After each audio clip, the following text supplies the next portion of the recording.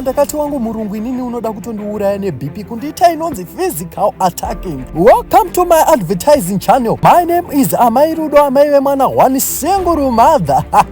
Ndofunga muri kungoona kuti ndiri pano pavenue iyo yakanaka kudai so. Ati zvisina kanyedu haisi venue kaisi. Tikutaura nayo kuti Amai Rudo vakatumwa kuenda kunoshuta muchato ex-husband yao. Wabadu nelikati this time Amai Gribet amuna chamakaona. Over the weekend it was not a good weekend to me. It was attacking weekend with a spiritual and unspiritual weekend. Amai mwana ndakachema vedzinza rangu vese vakafuchirwa pasi. Ndikati gore rino nhai Mwari muda kuti rangu ripere zvakaita sei. Munoziva ndaiti ndikati ex-husband kudai. Mweya wangu waita kunge unombobudi odzoka.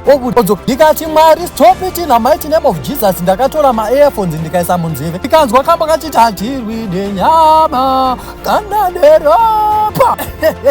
Amai mwana ndaiti godorembo nditi mumakupachisa paroito ngechandidzipa ndikafa. Aiwa kandazoribvisa ndega ndazvisimbisa ndikati amai mwana ndakasiya imba iyi ndega nekuda kwemakuhwa. Ataitana naMai Gribet ndonya kundifurira kuti Amai Rudo siya imba iyi nekuda kwekuti murume uyu irombe. Amai mwana nhozoti ndakazvikana mumatope ndokunonzi kusina murume hakuendwa kwandakaitawo. Munoziva kuti zvose zvataishuwira nchiti kana tazochata baba Rudo kuda kuti tinotora hembe dzedu kuzimulashi. Ndozvaakaita saka nozvizadzikisa pane mumwe mukadzi. Amai mwana upenyu hwakaoma kana uri mukadzi ane makuhwa sana Amai Rudo. Thank you for watching my emotional story.